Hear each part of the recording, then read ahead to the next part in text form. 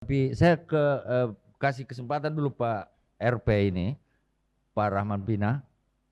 Kira-kira bagaimana nanti kan harus disahkan itu Pak, efisiensi apa segala macam. APBD apa namanya? APBD ini harus diobok-obok lagi.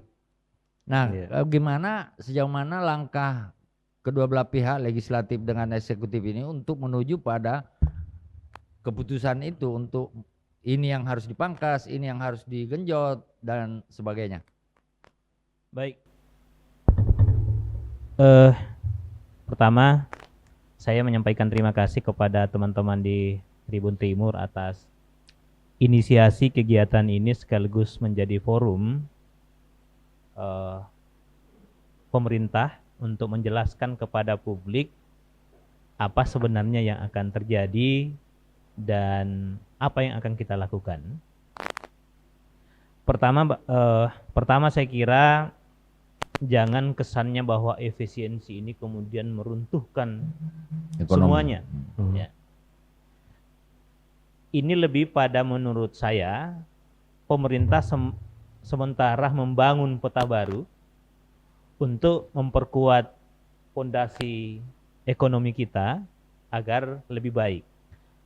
Karena beda dulu ketika COVID dengan sekarang. Kalau dulu di era COVID memang pendapatan pemasukan baik untuk APBN maupun APBD itu turun drastis, ya, sehingga tidak ada jalan lain, seluruh sektor itu kita lakukan efisiensi. Kalau sekarang APBN bertambah, APBD juga bertambah, ya. Jadi beda. Kalau dulu waktu era COVID semua pendapatan berkurang, APBN mau tidak mau harus dikoreksi, APBD juga mau tidak mau harus dikoreksi, dan semua lini harus kita lakukan efisiensi. Kalau sekarang lebih pada membangun peta baru menurut saya, ya. Membangun peta baru untuk memperkuat fondasi ekonomi kita yang dulunya kegiatan-kegiatan di pemerintahan kita seakan larut dalam rutinitas, ya. Harus ada perjalanan dinas jumlahnya begini, ya. Kemudian harus ada makan minum jumlahnya seperti ini. Ada belanja ini dan seterusnya. Dalam beberapa tahun terakhir kita larut dalam rutinitas yang kadang itu tidak kemudian menjadi prioritas dan itu tidak produktif. Sekarang ini pemerintah karena melakukan penataan, hal-hal yang dianggap itu tidak produktif kemudian dialihkan ke kegiatan-kegiatan lain. Bapak Ibu, contoh misalnya, saya sebelum masuk soal bagaimana cara kita teknisnya nanti di APBD, saya 2-3 hari ini keliling di beberapa daerah, ya. Saya ke Takalar, kemudian ke Bilik-Bilik di Manuju, kemudian sempat ke Parepare baru. Ya. Kita harus akui bahwa dengan adanya kebijakan makan bergizi gratis ini, kemudian teman-teman yang dulunya bergerak di sektor peternakan misalnya ayam petelur, kemudian sayur, kemudian dan lain-lain itu lesuh, ya. Kita bisa diskusi dengan teman-teman yang ini kan sekarang hampir semua kegiatan untuk suplai daging telur ke Makassar itu kan di Takalar, kemudian Goa, ya, kemudian baru Maros. Teman-teman yang bergerak di bidang itu awalnya sangat lesu, ya, bahkan ada beberapa tempat yang kemudian tutup, ya, karena dia antara kebutuhan dan produksinya besar, kemudian kesulitan untuk harus kemana. Nah sekarang ini teman-teman sekalian, kalau kita lihat itu kemudian bangkit dan menggeliat. Ya. Kemarin saya berkunjung ke salah satu dapur, ya, rumah makan bergizi di Antang. Itu satu dapur itu tenaga kerjanya 47 orang. Ya.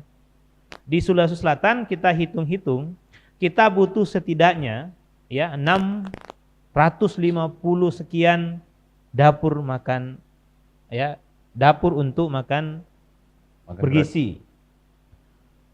Secara nasional ini kan targetnya ada 82 juta orang, ya, 82 juta orang yang akan disiapkan untuk makan bergizi gratis, dan akan menyiapkan kurang lebih 46.000 dapur.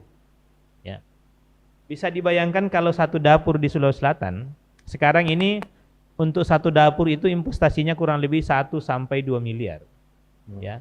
Kalau ini terbangun, Bapak Ibu sekalian, dari sisi teman-teman yang bekerja di konsultan, bekerja sebagai kontraktor dan seterusnya, kita bisa bayangkan kalau 650 dapur di Sulawesi Selatan terbangun, maka kalau asumsinya 1 sampai 2 miliar anggaran untuk itu, berapa besar anggaran yang secara angka-angka itu kan pasti munculnya dari swasta, dan itu luar biasa dampaknya menurut saya.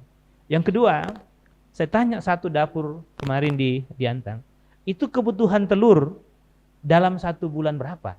Hitungannya itu ada sekitar 28 sampai 30.000 telur dibutuhkan dalam 1 bulan. Membutuhkan kurang lebih 15 sampai 16 ton beras, belum sayur. Kalau kita asumsikan satu dapur misalnya, kalau sama dengan kemarin kan rata-rata satu dapur itu kurang lebih 3.000 orang. Ya. Yang dilayani. 47 tenaga kerja, kemudian terbangun ekosistemnya nanti. Ada yang siapkan telur, ada yang siapkan beras, ada yang siapkan sayur, kemudian 47 tenaga kerja, ini kan dampaknya secara ekonomi itu luar biasa. Ya. Memang secara angka-angka Bapak Ibu, kalau kita lihat tadi misalnya dengan pemotongan 112 miliar untuk Sulsel, itu kelihatan besar. Tetapi secara umum, ya, kalau kita konversi dengan dampak pengalihan anggaran ini, itu sangat luar biasa. Nah, terkait dengan apa yang akan dilakukan oleh DPR, misalnya bagaimana mensiasati dengan efisiensi anggaran ini, ya namanya karena kita sementara membangun peta jalan baru, pasti ada shock. Ya, sama dengan waktu COVID kemarin, karena tiba-tiba muncul ya untuk urusan kita mau pakai masker saja, itu kan kesulitan dalam beberapa waktu. Tapi ketika ekosistemnya sudah ketemu, ya, maka itu akan lebih mudah. Contoh kan yang disampaikan ini misalnya yang kita kurangi, yang kita lakukan efisien adalah perjalanan dinas. Ya, saya kira tidak susah. Ya, karena sekarang kan sebenarnya dengan semakin teknologi semakin maju, kemudian kita diajar kemarin ketika era COVID, orang bisa lakukan pertemuan lewat Zoom, bisa konsultasi dengan Zoom, yang dulunya kita harus berangkat ke Jakarta, berangkat ke Medan, kemana-mana, sekarang bisa lewat Zoom. Ya, itu kan secara otomatis, ya, dengan begitu kemajuan teknologi yang sangat canggih sekarang, memang anggaran-anggaran seperti itu bisa kita kurangi. Begitupun misalnya anggaran-anggaran misalnya di kantor-kantor pemerintah makan minum, ya kita harus sadar betul bahwa selama ini yang kita lakukan itu adalah rutinitas. Harus ada kue, harus ada makan. Padahal sebenarnya kadang kita disiapkan snack box itu, kita cuma ambil air minumnya, kemudian mungkin ya ada 3 kuenya di dalam semua, kemudian itu tidak dimakan dan akhirnya menjadi pengeluaran di kantor-kantor pemerintah itu membengkak. Nah, dalam bayangan saya Bapak Ibu sekalian, kami di DPR ketika misalnya nanti Pak Setiawan dan kawan-kawan mengajukan perubahan, ya, saya kira tidak terlalu susah karena kita sudah bisa membayangkan apa-apa kegiatan yang harus kita hold. Tetapi sekali lagi bahwa ini bukan anggaran yang berkurang. Yang ada adalah pengalihan ke tempat yang dianggap lebih produktif. Ya, APBD tidak berkurang, APBN tidak berkurang, tetapi lebih banyak pada pengalokasian pada kegiatan-kegiatan yang dianggap lebih produktif. Nah, kami di DPR bahkan sebelum instruksi Presiden, sebelum ada edaran Menteri Keuangan, kami dengan Pak Setiawan dari Bapeda sudah menyiapkan skenario-skenario untuk melakukan perubahan-perubahan, apalagi nanti pada saat Pak Gubernur ini kan kami di Pemprov ini kan masih ada masih ada hal yang harus kita sinkronkan, karena pada saat penyusunan APBD ini dilakukan oleh PJ Gubernur, sementara yang akan melakukan kegiatan yang menjalankan APBD itu adalah Pak Gubernur terpilih yang insya Allah akan dilantik tanggal 20. Tentu kami akan melakukan penyesuaian sesuai dengan visi misi Gubernur yang terpilih, dan tentu saja kami akan lakukan sinkronisasi sesuai dengan kebijakan pemerintah pusat yang sementara ini telah surat edarannya sampai ke DPR, surat Menteri Keuangan juga sudah kami terima, sehingga dalam waktu dekat secara bersamaan pada saat setelah pelantikan kami akan komunikasikan lagi, kami akan bahas bersama lagi dengan tim dari pemerintah provinsi bersama dengan DPR. Saya kira itu. Terima kasih. Assalamualaikum warahmatullahi wabarakatuh. Ya, jadi itu tidak akan, artinya masih banyak yang bisa diefisienkan di belanja pemerintah daerah ini, provinsi, untuk mengkompensasi pengurangan 112 miliar itu. Iya. Saya kira juga kalau di Pemprov ini bukan hal baru, ya. Ketika era Pak Nurdin Abdullah masuk, ya, saya kira Pak Setiawan dan kawan-kawan melakukan pembahasan APBD. Ketika era Pak Nurdin Abdullah, seluruh OPD pun, ya, yang disiapkan anggarannya adalah untuk kebutuhan yang memang tidak bisa dihindari. Contoh gaji, listrik, air, dan seterusnya. Tetapi hal-hal yang dianggap tidak produktif, ya, itu tidak diberikan. Nanti ketika mereka mengusulkan kegiatan yang dianggap produktif, kemudian oke, ya, kira-kira sama dengan yang dilakukan oleh Pak Prabowo ini sekarang, ya. Untuk anggaran-anggaran tertentu itu di hold dulu. Pada saat mereka bisa menjelaskan, ya, kegiatan ini pengaruhnya seperti ini, kemudian produktifnya seperti ini, maka pada saat bersamaan itu Presiden, ya, setuju, Menteri Keuangan setuju, kira-kira kurang lebih sama yang dilakukan di era-era awal ini. Jadi tidak seluruh yang diusulkan oleh OPD, tidak semuanya yang diusulkan oleh kementerian dan lembaga langsung kita kasih pagunya. Oh, pagunya OPD ini 100 miliar, pagunya ini sekian. Harus didasarkan pada kebutuhan yang paling mendasar dan seberapa banyak, seberapa efektif kegiatan yang diusulkan itu kemudian disetujui oleh Presiden, oleh Gubernur, oleh Wali Kota. Jadi tidak serta-merta apa yang sudah menjadi kegiatan rutin tahunan itu harus segera disetujui. Karena Bapak Ibu sekalian, memang salah satu titik lemah kita di pemerintahan sekarang ini adalah seakan-akan pagu, ya, pagu dari setiap OPD, pagu dari setiap kementerian atau lembaga itu dianggap tidak boleh berkurang, tidak boleh menurun, harus bertambah terus. Padahal belum tentu lembaga, belum tentu OPD yang mengusulkan anggaran itu betul-betul dibutuhkan sesuai dengan keinginan publik, sesuai dengan kebutuhan pada saat itu. Manfaatnya. Ya. Oke. Ya, kok kenapa bisa terjadi pemahaman seperti itu di situ, di kalangan itu?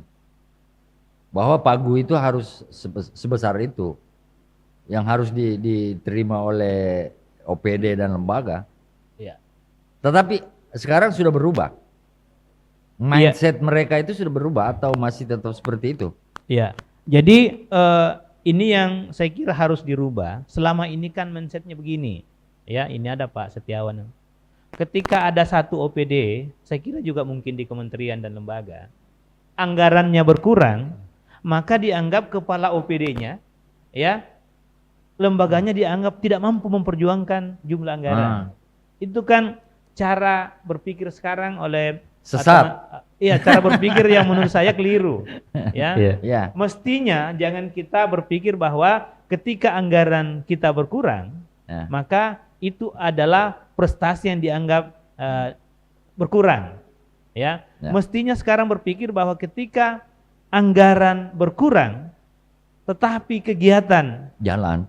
layanan publik tetap berjalan bahkan lebih bagus, itulah prestasi terbaik. Betul. Jangan kita selalu berpikir bahwa ketika anggaran besar, ya, itu baru dianggap top kepala dinasnya, kepala badannya. Ketika anggaran terus bertambah, walaupun dalam kenyataannya anggaran-anggaran itu tidak produktif, lebih banyak untuk, ya, seperti yang selalu disampaikan oleh Pak Prabowo, lebih banyak untuk kegiatan studi banding, padahal yang tempat daerah yang kita studi banding itu belum tentu lebih baik dibanding dengan orang yang berkunjung, padahal anggaran sudah besar.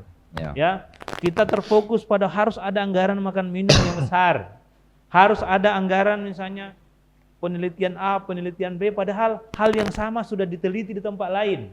Ya, harus ada konsultasi ke sana kemari, padahal itu bisa lewat telepon, bisa Zoom. Saya kira ini yang harus kita rubah mindset, baik di kementerian, lembaga maupun di daerah-daerah. Saya kira itu, Kak. Terima kasih Pak Rahman.